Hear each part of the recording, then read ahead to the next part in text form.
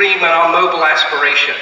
As we move around in our lives, we may pass many devices every single day, and it's about taking our information and our data with us and connecting to the things that matter to us most from the cloud that really inform our vision. And Microsoft's mission in that world context is to empower every person and every organization in the world to achieve more. And so with that mission in mind, we see three clear ambitions, and you can almost think of these as platforms. Building the intelligent cloud. How do we bring the power of the cloud and its intelligence to new capabilities in that mobile-first, cloud-first world? Reinventing productivity and business process. Whether it's the productivity of me on my way to work, looking after my children on the way to school, or whether it's the productivity of whole organizations or nations. And how do we change business process to enable it to seize new opportunities because of the capabilities of our technology? And then finally, creating more personal computing. How are our experiences immersive? How do they work how we live rather than we have to force ourselves to live how the technology works? And this is the third of our ambitions and really our core platform powered by Windows. The intelligent cloud, our first ambition, as you saw as part of our mission, in the sense of us as device manufacturers, us as the hardware ecosystem, is about bringing the power of these Internet of Things devices, running Windows, and connecting them with the power of Azure, our cloud. Whether it's an ATM and the ability for Azure and machine learning to provide predictive maintenance or better servicing or real-time capabilities to those ATMs. Whether it's a gas pump, whether it's a fluid monitoring sensor, or it could be a kiosk with incredible capability, or it could be a medical device, or even a wearable in the consumer sense of the word. But it's bringing these Windows IoT devices running one of our Windows operating systems that scale all the way down to the sensors, powered by incredible services and capabilities delivered by the cloud, whether it's machine learning or intelligent systems. And I'll give you an example of one, and in fact I'm very pleased to announce with one of our incredible partners, Toshiba, today for the first time, the Toshiba and Microsoft partnership around the Internet of Things. And this is in fact the first solution we're launching, which is the transportation and logistics monitoring solution from Toshiba. This environmental data logging device is a very small device, and I'll demonstrate it later, with a battery life up to 6 months that can be in a very hardened, harsh environment that can track data logistics and give full power and capability coupled with the Azure services to someone in a large supply chain, whether it's a high-value cargo or whether it's monitoring a fleet of containers across the world or the sea. It's an incredible solution that's ready for customers to buy and trial now, built on Windows as an operating system in that device, as well as leveraging the power of Azure and all of that rich, unique capability that Toshiba bring both the hardware as well as the business solution. The second example I would like to share with you today is something I'd like to talk about from Crestron. And this is more kind of in the consumer world, and it really starts to highlight that ambition of the intelligent cloud, where we have Windows running on the Crestron hub, this home hub that enables smart home management. We have full Windows running on that hub that enables that hub to connect to all of the various devices in your home and provide analytics and services using the Crestron Cloud and Microsoft Azure Unite to bring all those sensors, all of the data together through hubs and gateways, and then provide a web front end, either to a user or to a service provider looking after that system. So two very real examples of two incredible partnerships showing how we think about that in terms of the intelligent cloud and the opportunity it could deliver to you, the hardware ecosystem. I'd like to really cover very quickly this last slide, and in fact last month we made a series of announcements on our Azure IoT partnerships here in Taipei, and this is again recognizing these partners, and these are a new set of partners who are building these IoT solutions with us. And so thank you again for their engagement, and you'll see more and more from us as we take these packaged solutions with deep hardware capability running Windows, connected to individual device capabilities or solution capabilities from ISVs or partners to Azure to market in the coming months. The second of our ambitions is reinventing productivity and business process to help anybody make the most of any moment. And you can clearly see here, if we kind of look at the focus areas within that mission, within that ambition, the areas where there's immediate hardware opportunity. And these are the three core platforms that Microsoft will go to market with and build solutions with you. Obviously, mobile, we clearly understand, has been a huge growth area for all of us together. But as we start thinking about social productivity and what are the hardware extensions to social productivity? Is it the capability to do Skype on any device anywhere you want? Is it voice over IP? What are the various capabilities that we will extend our hardware? Is it hardware that changes from being in a productive type mode to being in a casual tablet mode? Or two-facing cameras doing conference calls casually in a coffee shop, moving into doing very rich business dialogue in a multi-person conference room? These are the kind of hardware extensions that you'll start to see built into our products. Or maybe it's just how we use ink and touch and gesture on our devices, and what are the hardware extensions and capabilities that will leverage the power of the investments that we make in our platforms. And so the core software assets that make that up, clearly Office is right at the center. But then if you think about Skype and OneDrive and OneNote, you really start to see how we bring that together. Now Office, whether it's Touch Office or the modern Office product, clearly has a capability and clearly enables you to monetize your investments in touch, tablets and two-in-ones and detachables, as well as all-in-ones. But as you start to really experience Windows 10 and you see the touching and the typing and these two working together, you can really see the value that Office brings across devices and the extensions to the hardware. As much it is a capability for ink, OneNote, note-taking, the ability to pick up your stylus and click the button and you start writing immediately as that device recognizes you want to take casual notes.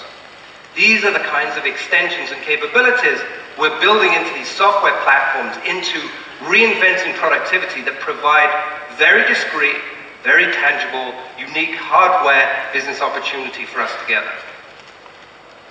And the final of the three ambitions that I want to discuss, which is really part of the main focus for us today, is create more personal computing and Windows 10. How Windows and the operating system becomes part of our everyday life, how it's immersive, how it simulates so much more of the analog digital interface, that how I want to live my life, and how we as the hardware ecosystem and industry need to build our devices and inspire unique experiences that enable people to do more and be more in their lives. There are three things that are different about Windows 10 that have been different than any time I've stood up here before you in the last 6 or 7 years, but also in our 40-year history. The first is that we have a single application platform, experience, and store across all of our devices. So whether it's an IoT device, a phone, a phablet, a tablet, a PC, an all-in-one, an Xbox, or a large format device such as a large whiteboard, we have a single universal application platform, giving predictability to developers, giving the ability to target unique applications and experiences for our customers that work across all devices, having a single target that everyone, both for you as a hardware manufacturer or you as an independent hardware vendor or silicon provider, as well as just enabling our customers to have a level of capability that they can expect to rely on, with a single new experience across all of the devices in your life, and of course a single store within which to buy what our customers want at the time and place they need it, without having to think across different platforms or think across different capabilities. The second is ongoing operating system updates. This is huge. This is rapidly becoming known as the evergreen operating system. The operating system that through its life cycle continues to provide value. You don't have that life cycle where we were waiting multiple months, even years, for all of the new value. This will continue to bring new capabilities and new agility to our operating system, to Windows during its life and during the life of the device, rather than that sort of momentous change that we've gone with the previous versions. And finally, we made a very significant decision to invest in the free upgrade. These are three very different things about Windows 10 and our investments in the ecosystem. Now, clearly, we've done that to stimulate demand, firstly, within that 1.5 billion people who are using Windows today, so they can try Windows 10 and see the experiences they can get on new hardware, as well as bring everyone to the new application platform, so we generate huge demand in the developer ecosystem for a single targeted platform where they can build applications and generate demand, because obviously we know the greatest applications bring user demand to our platform and to our devices. And so let me tell you some of the things that we've been hearing in terms of feedback from the ecosystem, from yourselves and from our customers, that give me great confidence, and in fact give the market and us great confidence that we're on the right path with Windows 10 and the device business opportunity that we all face, and that we're all looking straight down that last few weeks before we launch this operating system. 600 million of those PCs of that 1.5 billion installed base of Windows users are over 4 years old. We know what those PCs like over 4 years old. That is real opportunity for us to build solid business and solid new growth from. 4 million Windows insiders, that's people trying Windows 10, pushing hard and giving us feedback. And clearly lots of new designs in the pipeline and many new devices already running Windows 10 ready for launch.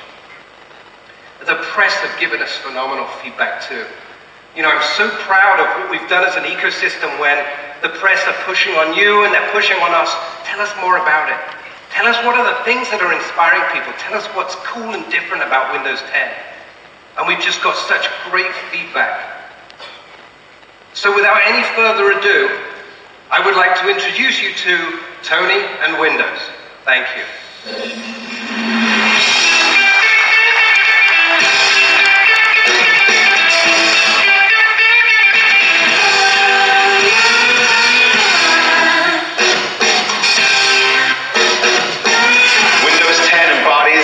Consumer and our enterprise customers are demanding.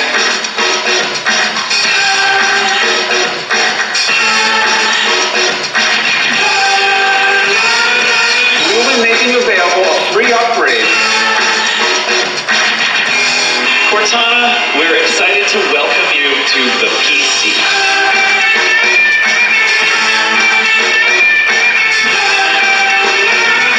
The Windows Insider program gives us that connection at an earlier phase than at any other time in the history of Windows.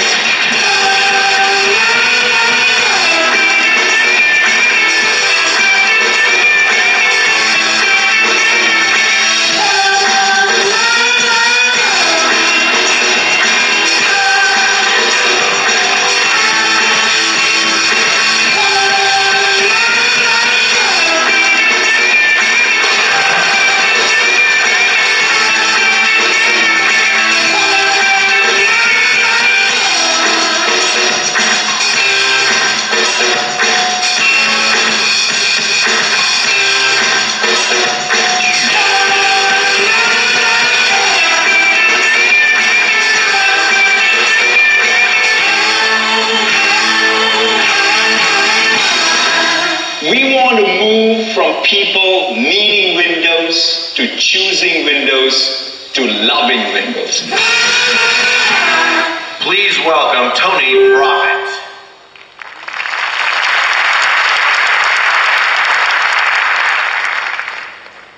From needing Windows to choosing Windows to loving Windows. Good afternoon, everyone. Hey, it is great to be with you all here at Computex. It's great to see so many old friends. We are thrilled to be here with all of you. our incredible ecosystem partners. Hey, because we're at the dawn of a great time in the history of Windows, because Windows 10 is coming, and it's going to be amazing.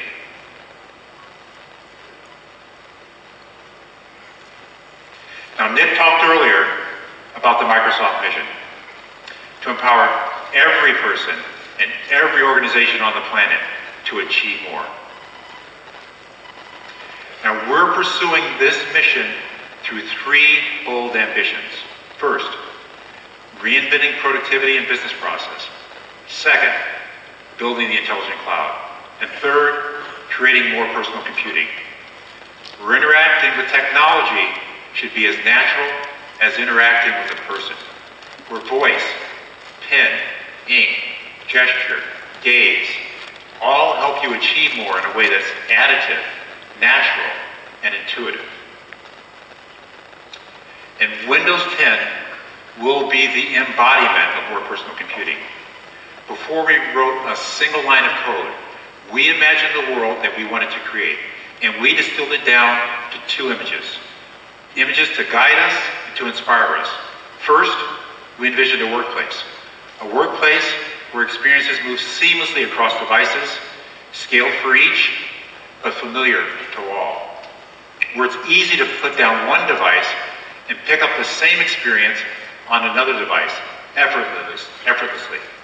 Where apps aren't constrained by the screen size or the input modality or the touch modality of the device that they're on.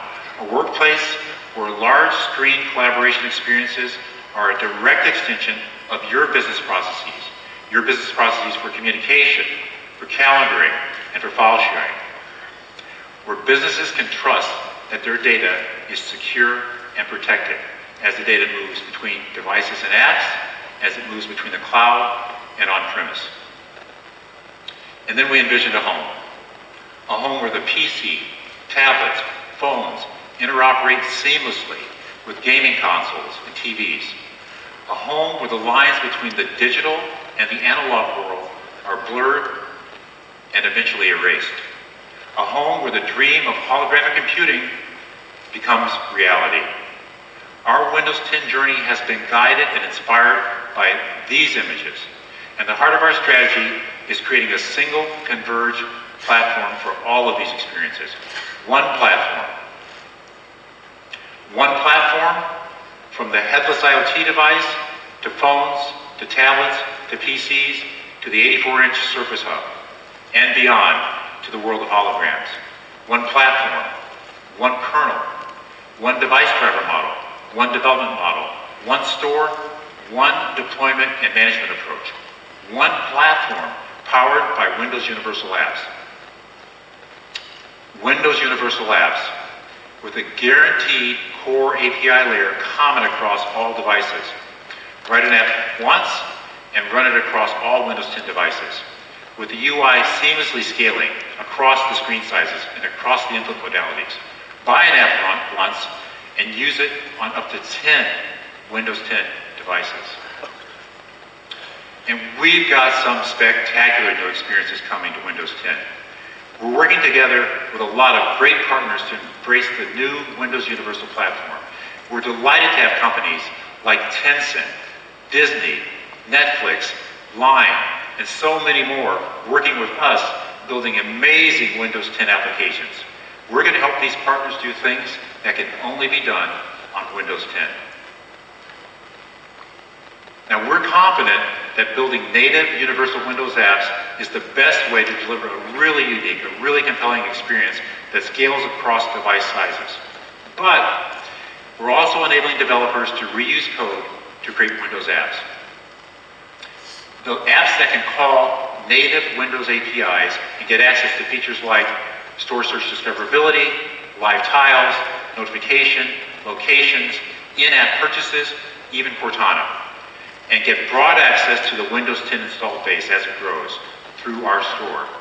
And we're doing this through bridges to the Universal Windows Platform. The first bridge brings website technology over as apps. This is available today in a public SDK build.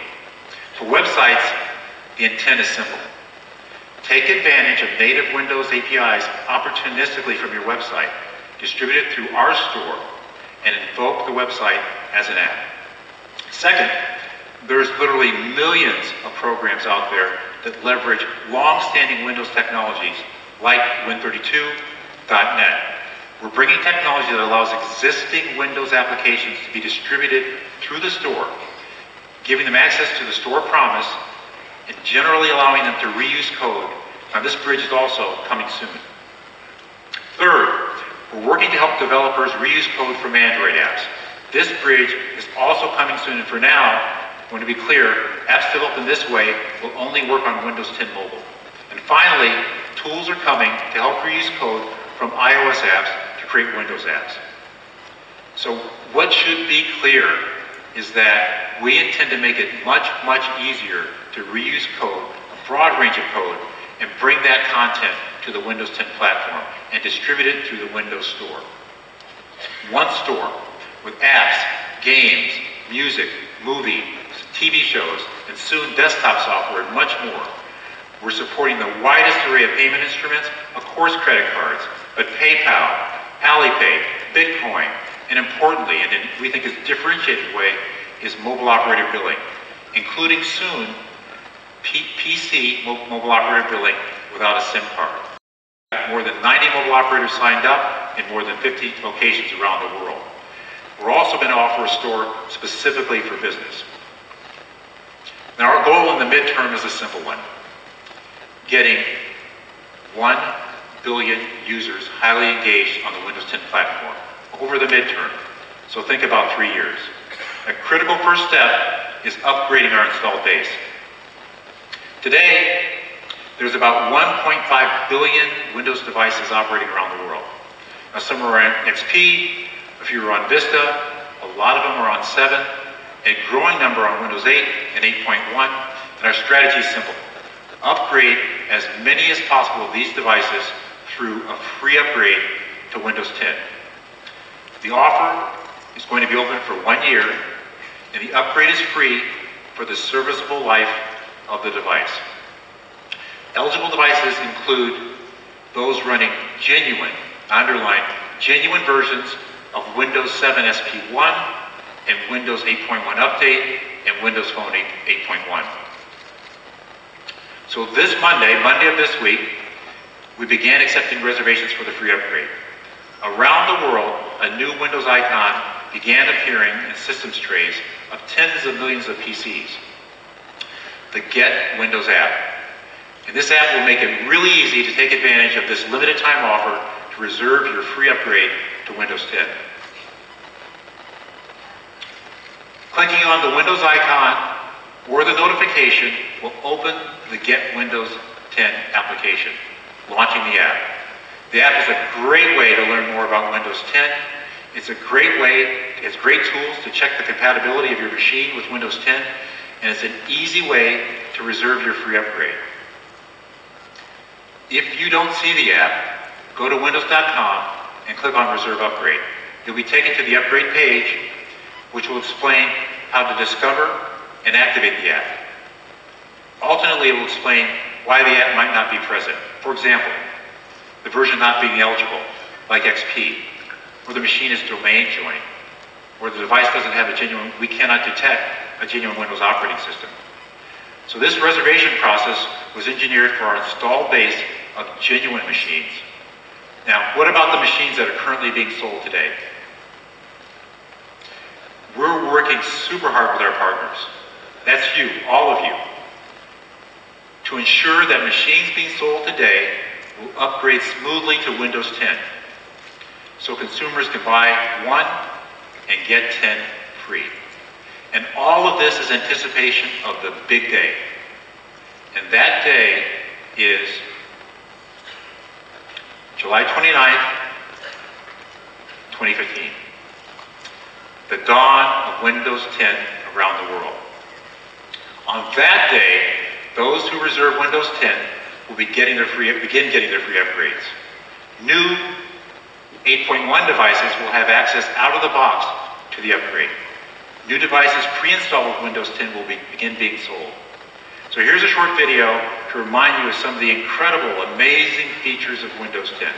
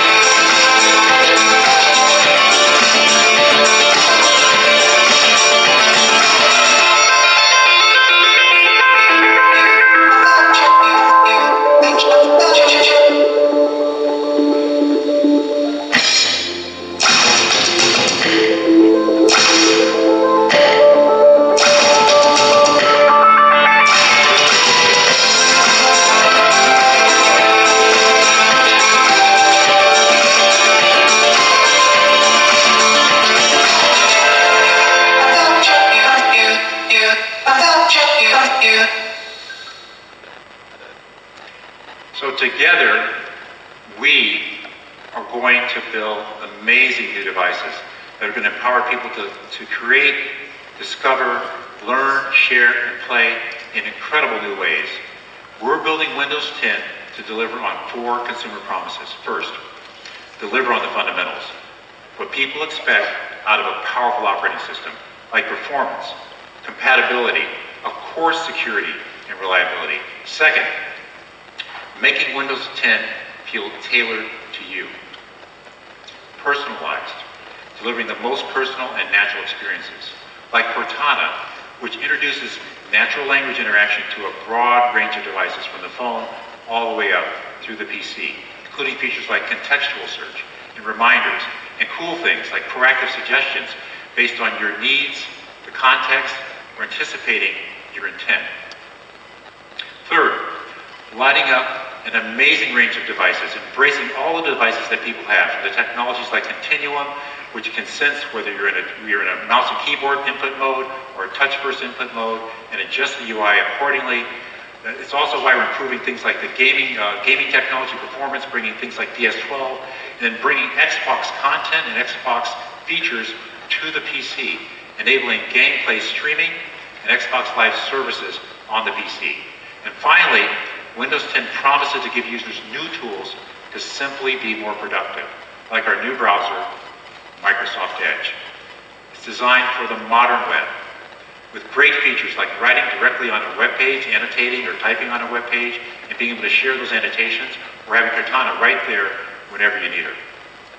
For businesses, we're investing in these 4 promises. First, protecting businesses against modern security threats, with features like Device Guard to protect against malware, and enterprise data protection that protects your data not just when it's on the device, but when it travels in or outside of the protected domain, as well as breaking new ground in multi-factor authentication and bringing features like Windows Hello to help eliminate the need for passwords. Second, we're enabling businesses to manage continuous innovation. We're calling this Windows as a Service. And the intent is to keep all of your devices up to date with the latest features and the latest security fixes. Third, it's all about reinventing productivity, starting from the gold standard, and that's Office. And finally, we're going to light up these innovations on an unprecedented portfolio of devices, unmatched in the industry. You're going to hear a lot more about that from Nick in the time coming ahead of me. So our priorities are clear. We are going to usher in the era of more personal computing. We're going to bring one platform across our entire device family. And our priority is to get 1 billion people highly engaged on the Windows 10 platform over 3 years. So I hope you agree we're on an incredible journey with Windows 10. And we're thrilled that you're our partners in this journey. Now I'd like to invite Roanne Sones. She's a general manager on our engineering team to show you some of the amazing, exciting features of Windows 10 in action. Roanne, please join us.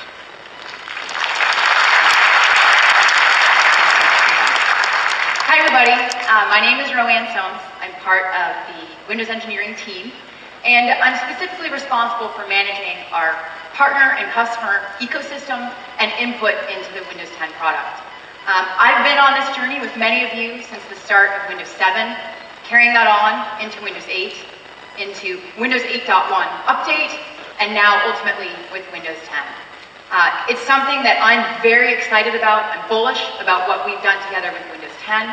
I'm bullish about the fact that no customer experiences Windows 10 on their own. It's lit up by the power of this room and the innovation that you're putting into your products. And I'm excited to actually spend a little bit of time demoing our Windows 10 release. So I'm going to go ahead and get started here. I'm going to just get started on this device right here. As you can see, what we're looking at actually is the Windows 10 desktop. Now, this should hopefully look really, really familiar. Lots of our customers are on Windows 7. We learned, potentially a hard way, in Windows 8, the importance of familiarity and keeping a number of concepts familiar to people as they move through the journey of their Windows operating systems. So let's go ahead and look at this. You can see here I've got my familiar desktop, my recycle bin, it's where it should be. You've got your system tray items over here. I can pin a number of things to my taskbar. I can right click, I can have jump list support, something that a number of Windows 7 customers use. I can unpin this program from the taskbar and really personalize it and customize it. And probably most importantly, the thing that jumps out the most to everybody here is the addition of the start button and the start menu back to Windows 10. I've actually been using Windows 10 for so long that I don't actually even remember a world in Windows 8 where I no longer have a start menu. So I'm excited when you go ahead and you click the start menu here, you can see here, again, continuing what's familiar. You can look here and see your most used items. We've got a number of experiences here that we've docked and are really quick access and available to you. Power is one that stands out to me. This is something that, again, in a customer's journey from Windows 7 to Windows 8, all of a sudden power was kind of buried behind 3 clicks in the charms bar. So we listen to our customers, we're incorporating the development of Windows 10, and we're really thinking about how that customer journeys through the product to have something that is familiar. Now, one of the stats that surprises me, and I think will surprise a number of folks in this room here today, is the most satisfied customer that we have for Windows is actually a Windows 8.1 customer with touch. That to me tells me that there's a number of concepts we introduced in Windows 8 that we want to bring forward in a familiar and fresh way for our customers. We started that by bringing together what is the Windows 7 start menu and bringing in live tiles. So you can go here and see a set of live tiles. They're at-a-glance information. You don't have to open the application. You can instantly see and get information at your fingertips. What's great about this here is you're actually seeing a mashup. There's a set of Win32 applications here, and there's a set of new universal Windows applications that are all mixed in together. One of the other lessons that we've really learned through this journey of developing the operating system is the importance of Microsoft first-party applications actually taking advantage of the operating system.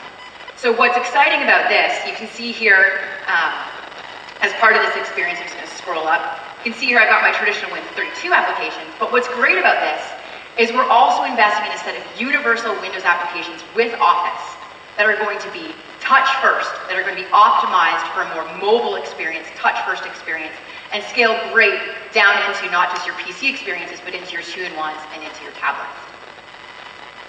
That really does kind of help land, I think, the message that Tony was talking about in terms of our universal Windows applications. These are applications that a developer writes once, scales across all of their devices.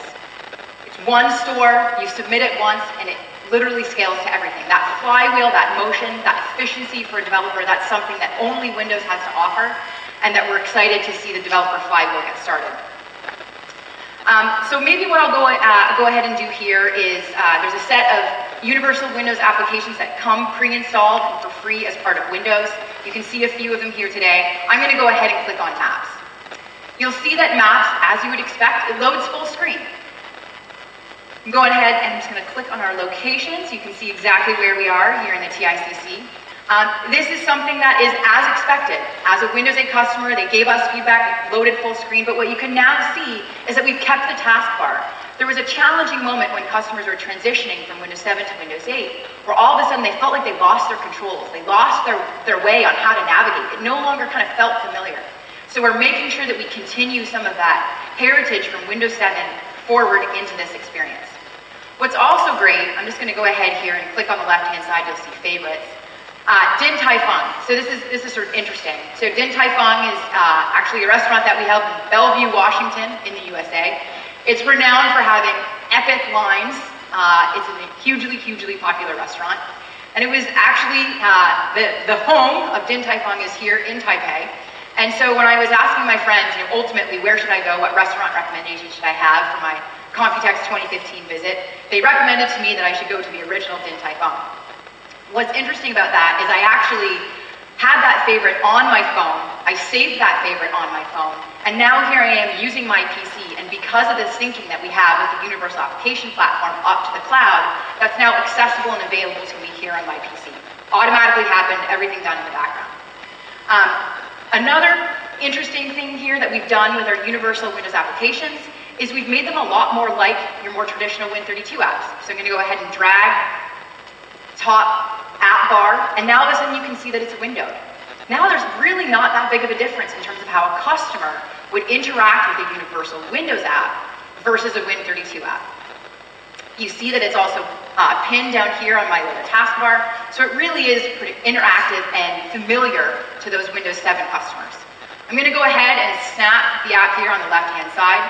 What's great about this is looking at some of the resizing that we can do here. As I go ahead and narrow this application up, you can see here that this is a lot more like a traditional phone view and phone application. I've got a phone here right now with the exact same universal Windows app. Again, one app that the developer put in the store that I've got available here both on a phone and on my PC. And you can see that the view is exactly the same on what I'm seeing on my PC and what I'm seeing on my phone. What's interesting about that is the developer just has to submit one set of assets, and Windows takes on all the work to dynamically scale that application based off of the screen resolution and the screen size that you're actually using on your specific device. So probably what I'll do next is, most folks don't actually use their PC with only one app open, so let me just go ahead and open a few other applications.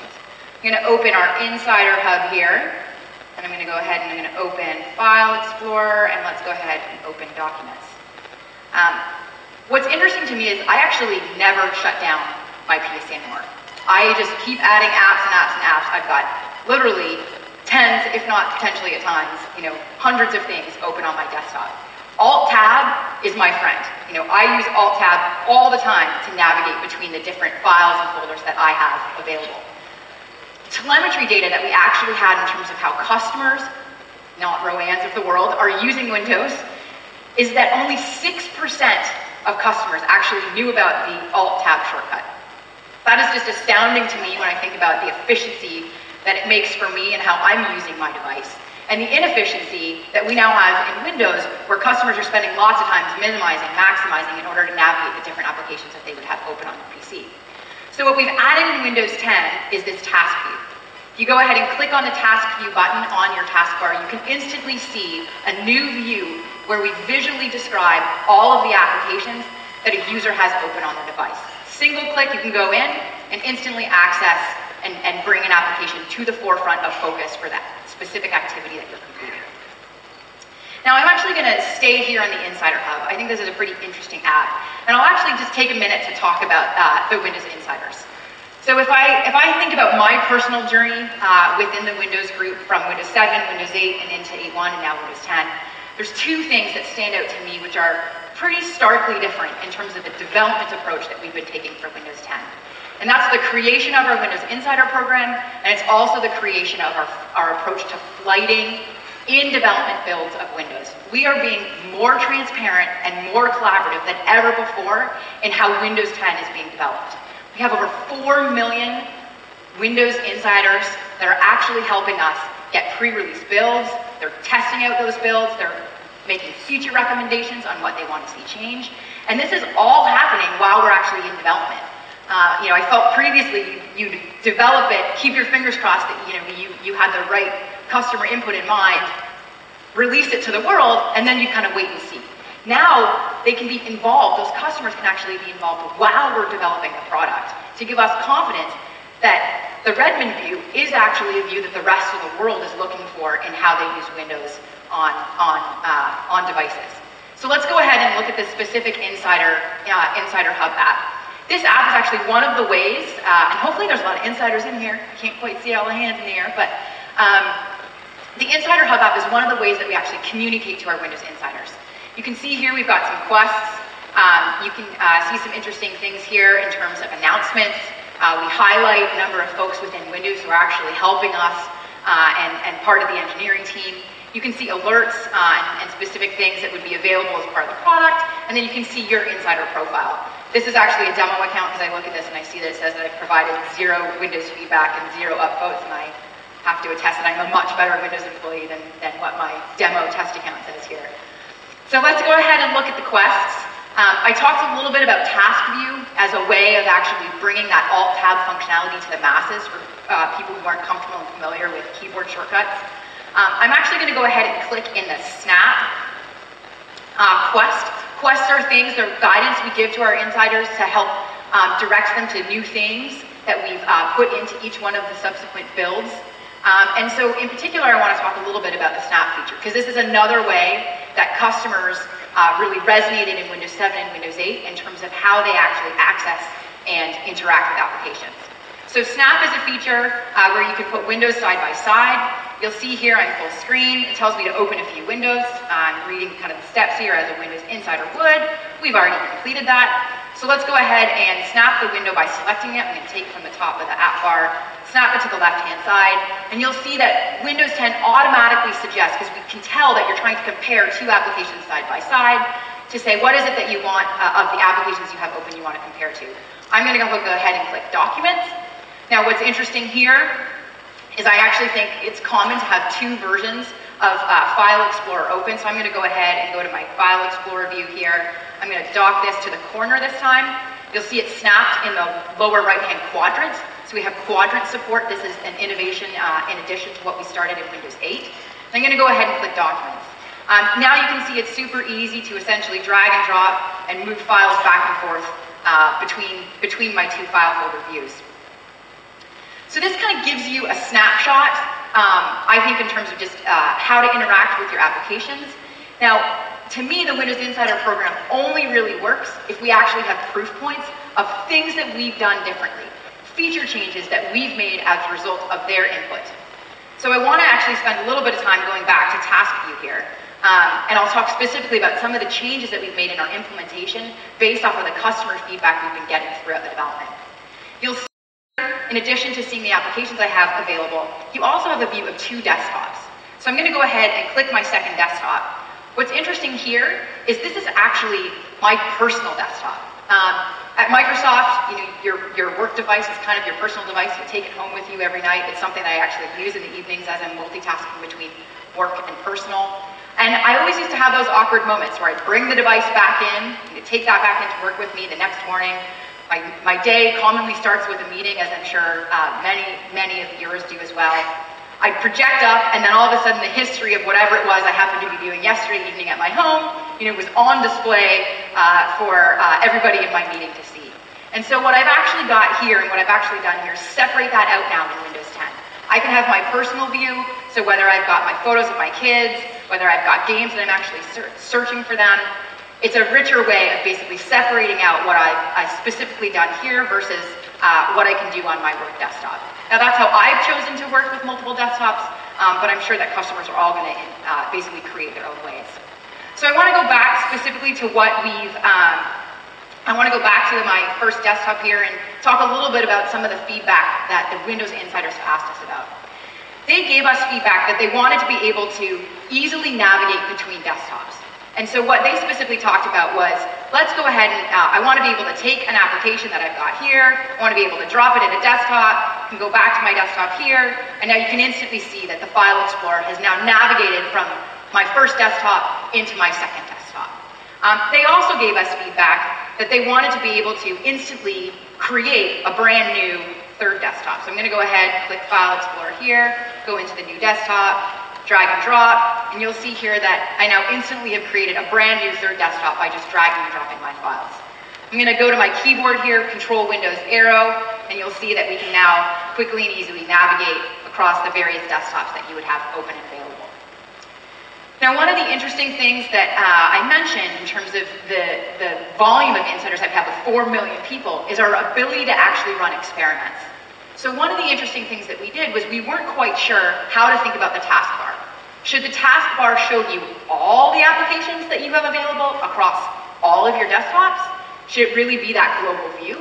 Or should your taskbar really be specific to the specific desktop that you're using? And so what we actually did was we ran an A/B test. We literally created 2 builds. We sent one build out to half of the insiders where the taskbar was global.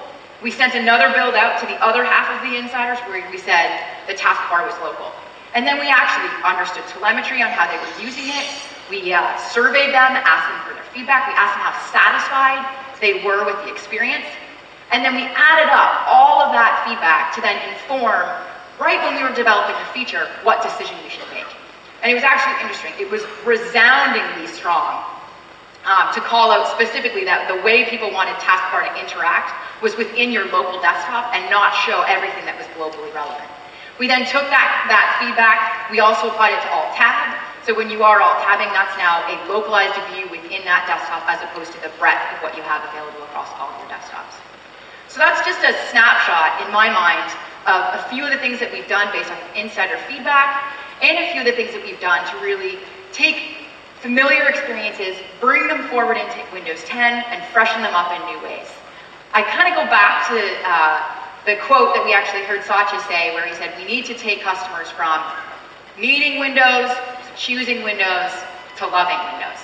If I think about the things that I've really kind of highlighted and shown here, to me, that's about the transition from needing Windows to choosing Windows. I think people get excited. They see this, they get excited about Windows 10, they want to use Windows 10.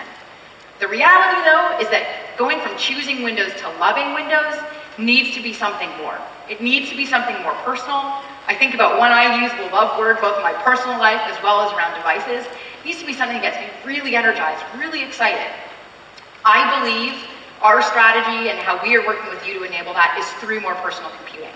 It's empowering people in new and different ways to actually interact with their devices and basically really pushing the technology in ways that they hadn't even envisioned and thought that was possible. It's those surprise moments that really get people excited and energized and in love with the devices and wanting to tell their friends and family to go out and buy the latest and greatest. So where I wanted to spend my time for the second half of some of the highlights that we'll do for Windows 10 is talking through some of those places where I think we're really pushing the initial boundaries on making computing more personal. So I'm going to start here. I'm going to move to a 2-in-1 device. You can see here that it's set up in a traditional desktop environment. I've got multiple windows open. You know, it's a more high precision interaction here in terms of mouse and keyboard input. What I'm going to go ahead and do is show how you can, through Continuum, transition this into a tablet experience. So let's go ahead. I'm going to lift open the device here. Let's flip this back. And you can see here now, essentially you'll see a toast happening in the lower right-hand corner when I like to go into tablet mode. I'm going to click yes. And you'll see a couple of things that have just happened when that took place. First off, maps went full screen. Personally, I love that. A map to me is something that I want to interact with touch on. I want to be able to zoom in. It's a much more natural way for me to interact with a map in a touch-first way. The other thing that scaled is the start menu.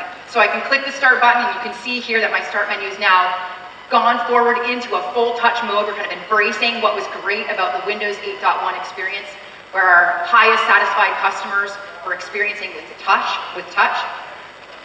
And then the other thing that's interesting is basically at your fingertips, we've really thought about our edge gestures. We introduced the charms, which was a swipe in from the right-hand side in Windows 8. And we've continued that, but in a little bit more familiar way. So if we swipe in from the right-hand side, you see the Action Center. For those of you who are using Windows phones, this is actually going to look very familiar.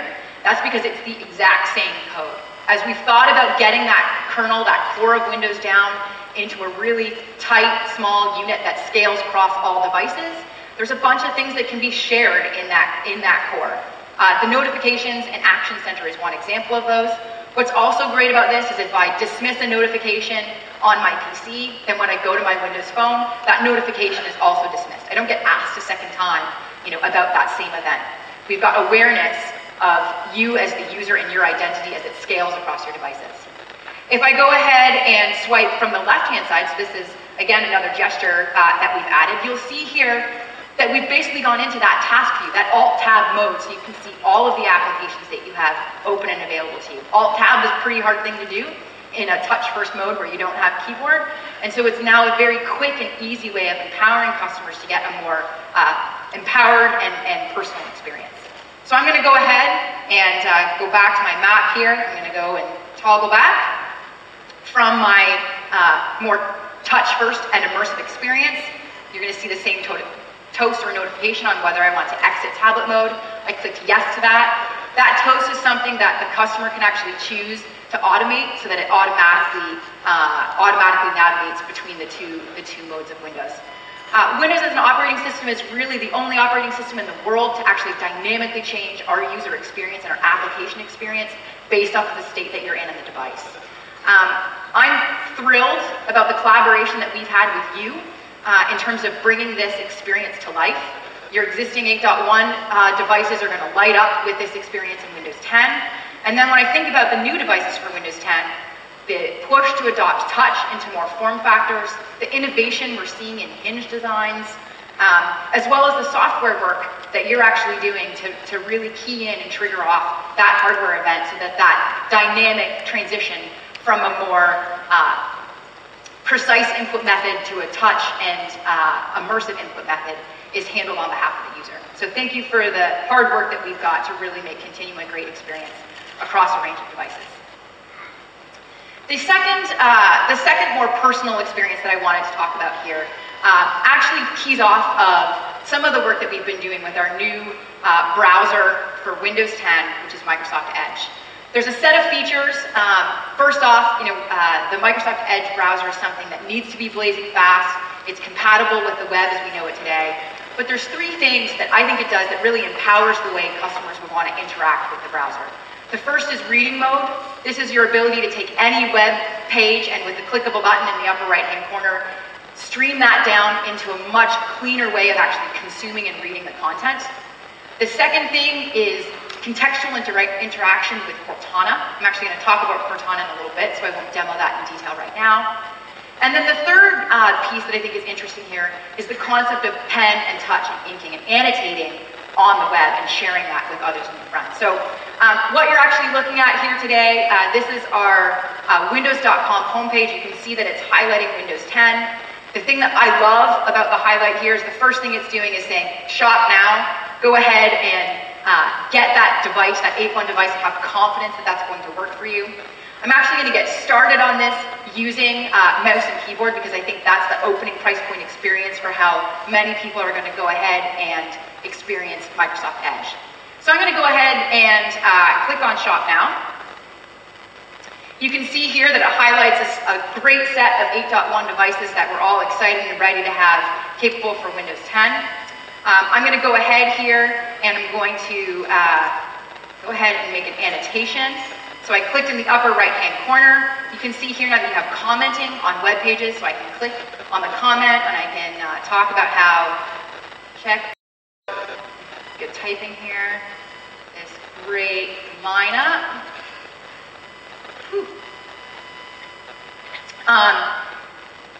Directly on the web page, you can now annotate, make comments, share those with friends and customers. The other thing I'm going to do, if this is sort of your opening price point, good experience, is you can actually have a better and best experience by incorporating touch and by incorporating both active as well as EM-based pens into the experience. So what I'm going to go ahead and do, you can go ahead and touch here in the upper left-hand corner. Let's see if that's, make sure that's happening there. Okay. And then I can go ahead and write just with my finger, let's see if it's working. It's working. Let's see, we love you. There we go. Thank you, partners, for all the great work here. So you can see just with my finger, I'm actually now able to go ahead and write directly on the web page. This gets even better if you're using active pen solutions or EM-based solutions because you can take even more advantage of our Windows 10 DirectX APIs. We support things like pressure sensitivity, so you can go from fine point to really thick point, tilt, latency. There's a number of really great innovations there. So I'm really looking on the breadth of devices that you're building. Think about those options where you want to bring pen to the forefront.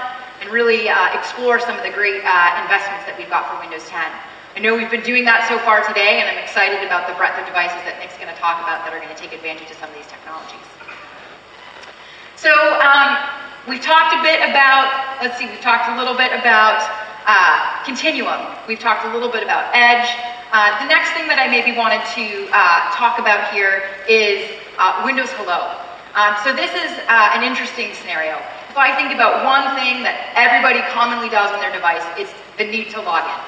On phones, lots of these devices in your phones are actually they're not password protected in any way. On PCs, most PCs are password protected, but it's actually one of the #1 support and call drivers. Education institutions, 13-year-olds don't exactly remember their passwords all the time, so they're routinely forgetting their passwords. You know, within an enterprise, same thing. You've got customers who have been traveling for a while, they've not logged in, they've not refreshed their password, and it becomes this sort of problematic thing for really requiring an IT staff to help you navigate and move across these things. So with Windows Hello, we're really moving to a password-free world.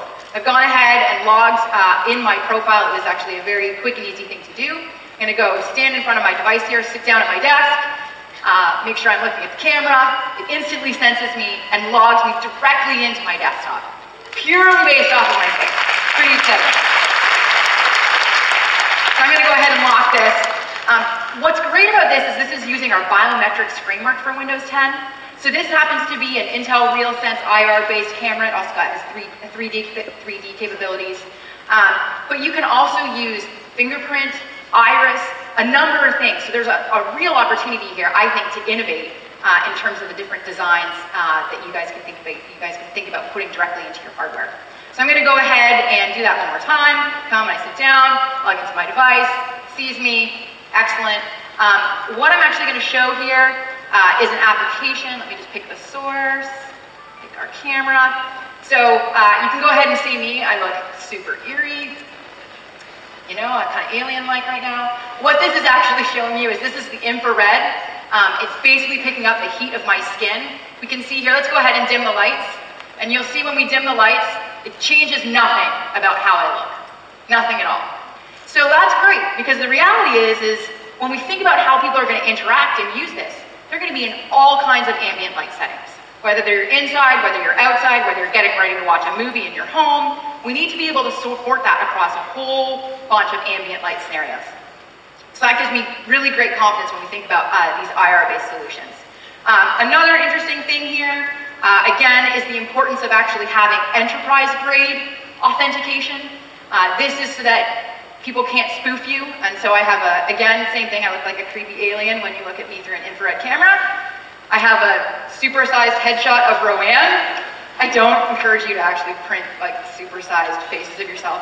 It's sort of strange to look at yourself kind of in third person. So I'm going to go ahead and be Roanne. I'm going to stand in front of the device here, and you can see that it can tell it's a sheet of paper. It can tell that this piece of paper doesn't have blood running through it and warmth and sensitivity here.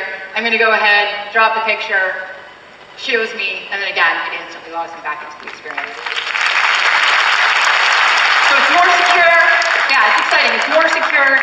It is so thrilling to see people use this for the very first time. It truly is one of those experiences that I think elicits that kind of emotion, gets people excited and wanting to tell their friends to go out and get the latest and greatest hardware on Windows 10.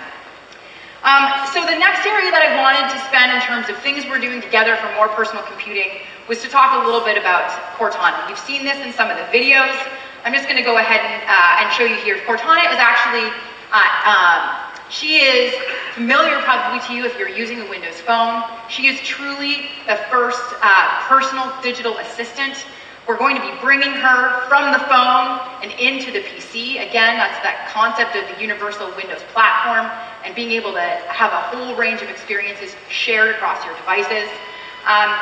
But she's also familiar. You know, in Windows 7, we had a search window here in the taskbar. Now we have Cortana, who is this mashup of search if you're using a mouse and keyboard, but something richer if you've really invested in the appropriate audio technologies to really light her up. So you can go ahead and see here, she's pulling results from the web. I can customize this if there's specific things, like if I like entertainment or I like sports or whatnot, I can tell her what I like. She'll do a better job of actually surfacing things up to me as part of this. She's powered by our Bing search engine. So what's interesting here is let's go ahead and ask her a question. Let's see how she does here. How high is Taipei 101? Anybody know? 1,671 feet. Pretty exciting, I have to say. I was floored when I actually saw this desktop experience and desktop wallpaper there. So let's go ahead, let's try something else. So she's just proven to us how she can search the web, pull results from the web, and make those front and center in her responses back to you. Let's see how she does with something locally on my device. Show me PowerPoint slides about the charity auction. Let's try one more time. Cherry versus charity. I need to pronounce my T's a little bit better here. Show me PowerPoint slides about the charity auction. No! I'm Canadian, so maybe this is my Canadian accent. I'm gonna try one more try. Let's see. Show me PowerPoint slides about the charity auction. There we go. So what you can see here, in addition to how she's picking up 3 ways that Roanne can say charity, is pulling information that I have locally stored on my device, but she's also pulling information from OneDrive. So you can see that she's pulling from the web, she's pulling locally, and she's bringing a bunch of relevant information and content to you. So those are all great examples of how she can help you aggregate, help you find, help you search in more efficient ways. But any great, truly digital assistant also needs to be able to help you do new things. So I'm going to go ahead and try one more thing here. Remind me to pick up my daughter tomorrow at 5 p.m. Okay, I can remind you to pick up my daughter at 5 p.m. tomorrow. Sound good? Yes. Great, I'll remind you. You can also see it in your reminders list anytime. And so let's go ahead and just look at the reminders list here. And you'll see the reminder pop up. It's interesting. Apparently, I've also just given, Cortana a new daughter, which I don't think she knew that she had. So let's just go ahead and shut that down for now. But this is an experience that I think is, again, one of those things that really gets people to have an emotional connection to the things that they're doing. It really gets people excited.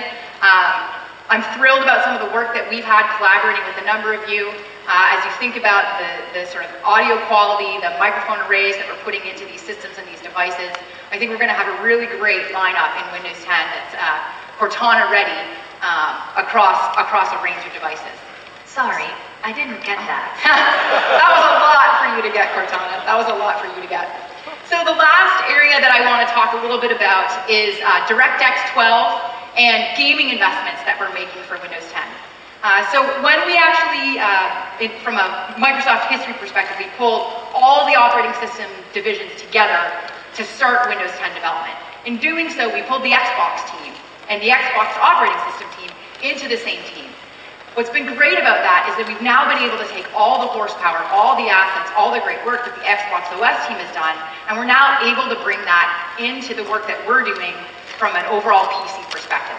So you're going to see some really compelling things. You've got first-party titles, again, because of our universal app platform.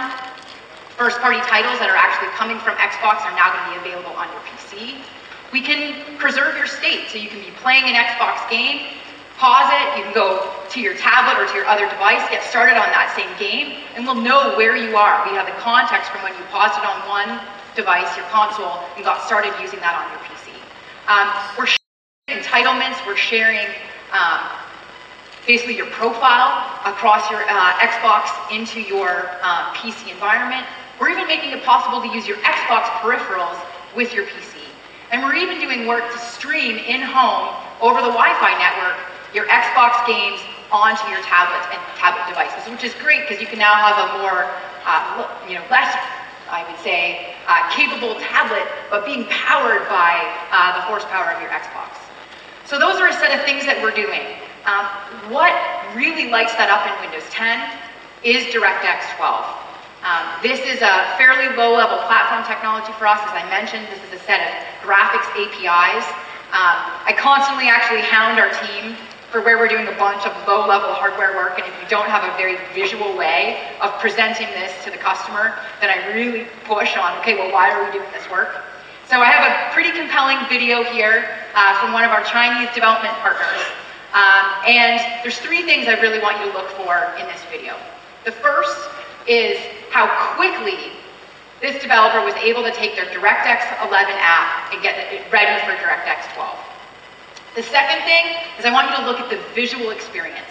It's going to be smoother, there's going to be more opponents, there'll be a lot of different things when you're comparing the DirectX 11 and the DirectX 12 experience. And then the third thing I want you to look at is the actual CPU and GPU usage.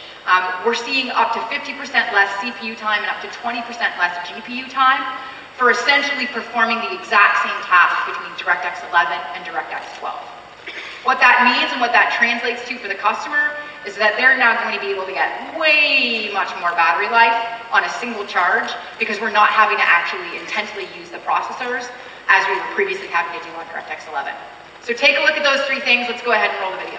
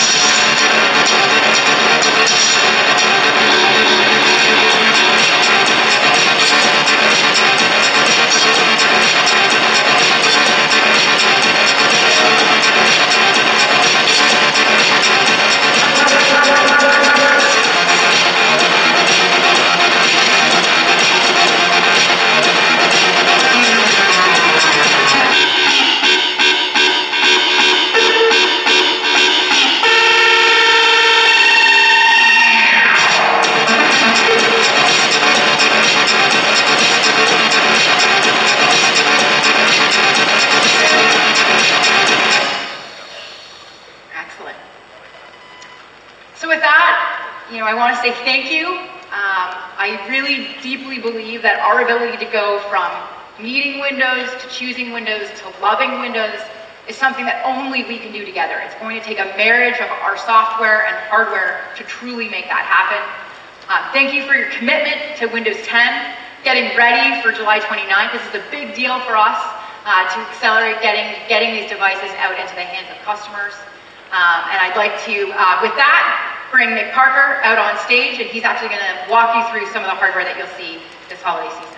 Thank you. Thanks. So, as Roanne left off with our very unique position that we have together with Windows 10 and gaming, where, quite frankly, we're unparalleled in what we can actually do together in the gaming world with an incredible group of fans and a gaming which really has been something that Windows and Microsoft have continued to lead in with you, our hardware partners. What I'm going to do is just kind of take you through some of that incredible technology, and I'm going to start with gaming. Where if you see here, we have the Razer Blade, and this is in fact from Razer, it's the 14-inch. Now this device is available today running Intel Core i7. Not only is this a really powerful gaming rig running Windows 10, which of course will be part of the upgrade, but this is also a great notebook. Thin, light, incredible battery, stylish design. Available today, but of course it will be a great Windows 10 device, taking all of that capability that we've got with Windows 10 in that unique world to gaming on that notebook from Razer. The second device I'll show you here is this MSI GT72 Dominator PC. The reason why I love this PC so much is because it's clearly customizable. You can see the LED lights, but also the innovation you see here. This is an infrared set of sensors that enable eye tracking. So on this device, it will actually track your eyes, and you can see it's working there on Windows 10, a great piece of innovation from MSI. This device we can see here is the Origin Millennium, a really awesome powerhouse of a gaming rig here, and you see it's running the new NVIDIA GeForce GTX 980 Ti, which will give you that DX12 capability that Roanne just displayed there, but massively customizable. You can change the orientation of the motherboard here, so you can set that device up how you'd like it, along with the customization on the LED. The Dell Alienware Area 51, again, liquid-cooled box, very, very exciting gaming bridge, massive extensibility. Again, all of these running the Intel Core processors, i7, all of these. But gaming is somewhere where we're very differentiated, and Windows 10 just brings even more capability to gaming this unique, particularly as you start thinking about those Xbox scenarios on the PCs.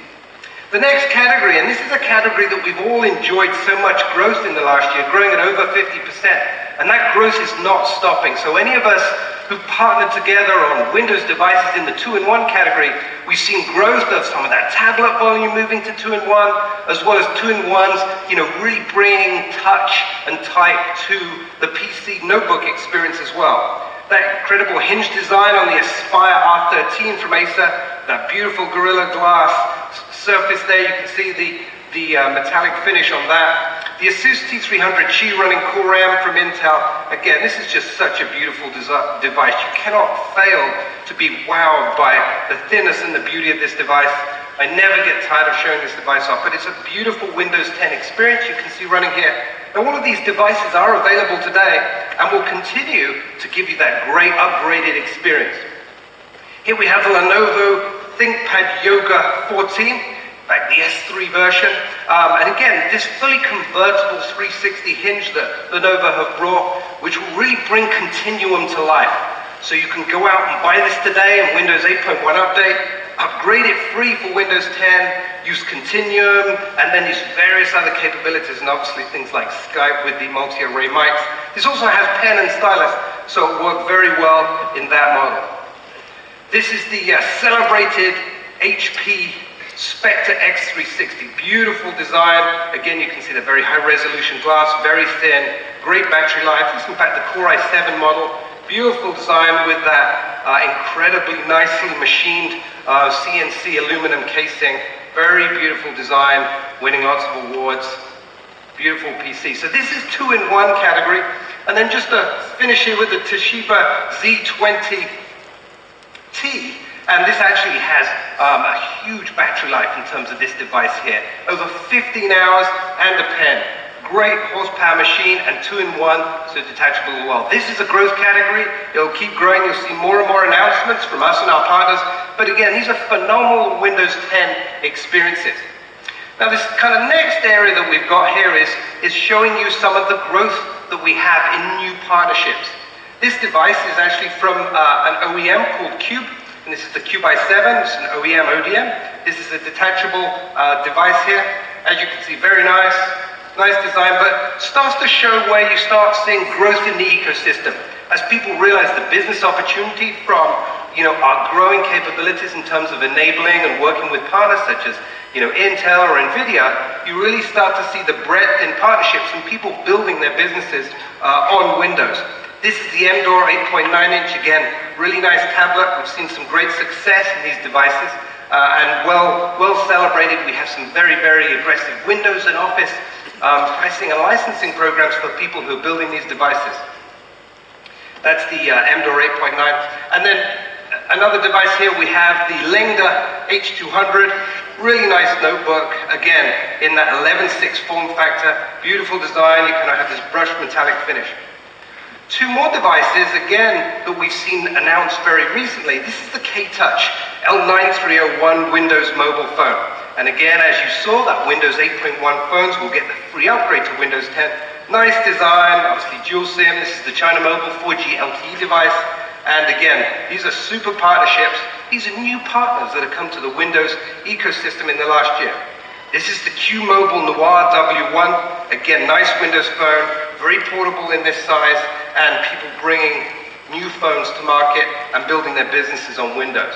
So that's our new partnership since last year. This area is new devices, new form factors. And this is kind of some of the early IoT wins that we've got, where you see new partners bringing these new devices powered by services from Azure. In fact, this first one here is the Foxconn device here, the Kangaroo device, and that's in fact a complete device. It's a complete PC here with various different designs you have here, and this is your full PC with a set of ports and peripherals that you can then plug in and it's actually got this incredible capability where it's actually battery backup, so as you take it with you and you can hot swap, plug and play into your various peripherals, and as you can see there, running Windows 10 straight back up on screen. This I talked about earlier as we have a unique partnership with the incredible IP that Toshiba has across the Internet of Things solutions, and this is in fact their driver recorder. So this device would be mounted in a vehicle and will record everything that's going on, as well as back up to the cloud where Toshiba has built some solutions, obviously with maps and data, using Azure services and some of that unique Toshiba capability in both hardware as well as cloud solutions as we build that partnership together. That's a phenomenal device there, and you can see really the Internet of Things device is becoming very real, very practical, and using that power of Azure, actually able to bring these solutions to market very fast. This is the device I talked about earlier, the environmental data logger from Toshiba. And this is the ruggedized device that could have a battery life from 2 to 6 months, depending on how it's used. And this is what will actually be embedded within the cargo container or within your high-value package or your high-value cargo that contains all of the sensors and all of the capability. And of course is going up to the cloud through a hub or through a network. And then all of that data is then being read by Azure, being applied machine learning services to it, and then smart decisions being able to make from a logistics perspective as all of that data from all of those sensors on that cargo, whether it's on the high seas or in the air, is being processed. This is the range of devices that we talked about from Crestron. And again, these are going to the Crestron cloud that sits as an Azure solution. This is just a good example of the Crestron hub, then some of the connectivity. And this is, of course, for these home automation solutions or home management solutions. And they're a good example of one of the sensors. So this is, again, in market, come to market, very key devices powered by Azure and the cloud. This is the most exciting of our areas now. These are new devices not announced before that will be for Windows 10 devices. And I'm going to start here with the Acer Z2310 all-in-one. This is from Acer. It's a very, very nice portable all-in-one, obviously running Windows 10. This is unannounced, so thank you, our friends at Acer, for enabling us to show this today.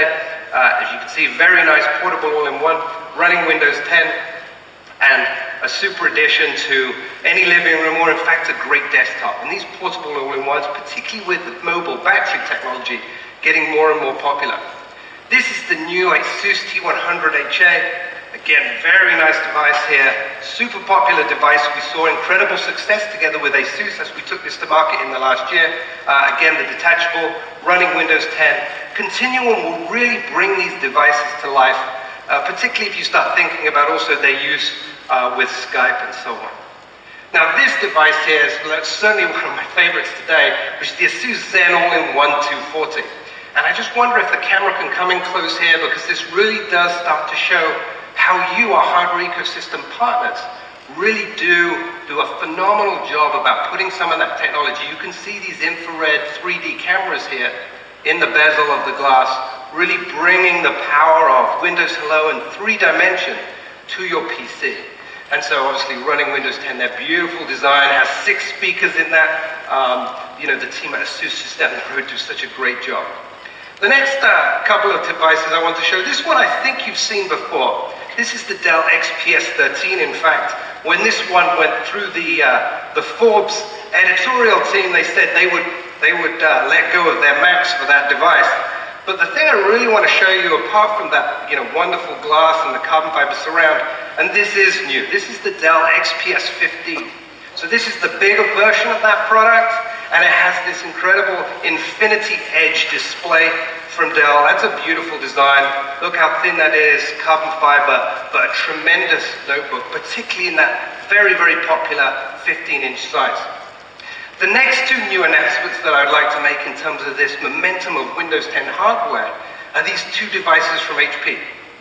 This is a new device, and this is really a sneak preview, so you're getting an incredible treat here today from our friends at HP. But this is one of the new HP tablets. As you can see, full-size keyboard, it has a pen, and you can see here, we'll just move that tablet out of the case. Really beautiful. Look at that stylish design on that 9-inch tablet. Very, very cool design for HP. Another design here, and this is the new X2 from HP. with Bang & Olufsen speakers. You can again see the speakers side by side, the glass, this really nice metal color. It's obviously a 2-in-1, very good notebook, and in that award-winning X2 chassis. So the final of the new announcements, and it's great to be able to show this from our friends Toshiba, it's the new Toshiba 2-in-1. Again, this is a sneak preview, you know, incredible glass here. This enables Windows Hello with the latest biometric security technology, including face authentication camera, and it's got an ultra high-def 4K screen as well, and it's optimized for Cortana. So when this comes out, this is all of that capability of Windows 10 in the hardware. And I think it really goes to show that when you start thinking about Windows Hello, Continuum, Cortana, these are software innovations that really enable you to monetize the very best of your hardware innovation, whether it's the 3D cameras, whether it's that incredible engineering you have in the hinges, multi-array microphones that enable high-fidelity Cortana experiences. These are all ways that you can take that monetization that before we did a great job with touch and ink, but it really takes it to the next generation of you being able to design that hardware extension to some incredibly compelling features. I mean, how cool was that when Roanne was able to open up that PC with enterprise-grade security through the infrared image of Roanne and her face. So let's just talk about the numbers. What are the most important numbers that we really care about? 7/29/2015. That is a couple of weeks away. And I know we're all putting the finishing touches on our products as we go through that final round of testing and feedback. There are those of you who are writing drivers and capabilities, and this is your opportunity to make sure that we all do that very last piece of quality work, as when we hit 7/29, the world is waiting for us together. Whether it's that last piece of finished manufacturing in the hardware line, or as I said, the driver or that final tuning of our software experience, we're all counting on each other to get that done, to have the most monumental and wonderful launch together as we take into the next generation of Windows computing. We have 1.5 billion people who are using Windows today, of which 600 million of them are using 4-year-old PCs. That is real business revenue, share, and margin opportunity for everyone together in this room. And with those capabilities that rely on hardware innovation that you've seen in Windows 10 today, we have a clear opportunity ahead of us and a clear call to action as we execute together for brilliance. There's never been an opportunity like this as we launch Windows 10, when we've done so many things differently, designed from the ground up with your feedback. And I just want to say thank you as we go forward together to launch Windows 10 on 7/29/2015. And before I sign off, let me just leave you with a glimpse of what our partnerships will be like coming forward in the future, looking at how digital and analog are moving together and the lines between them are blurred, as we start thinking about immersive experiences and building that hardware and software and services capability together in the world of holographics. Thank you very much. I appreciate your partnership. See you at launch. Look around. Technology is all around us. We use it in every aspect of our lives. It enables us to do amazing things. But what if we could go further? What if we could go beyond the screen? Where your digital world is blended with your real world. Now we can. This is the world with holograms. What will they enable us to do? New ways to visualize our work. I have an idea for the fuel tank. New ways to share ideas with each other. How are things going your end? I just put the images in OneDrive. Perfect. More immersive ways to play.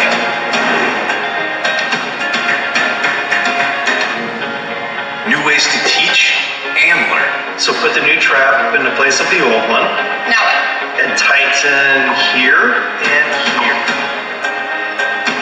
ways to collaborate and explore the places we've never been. Look at this formation. Let's take a closer look.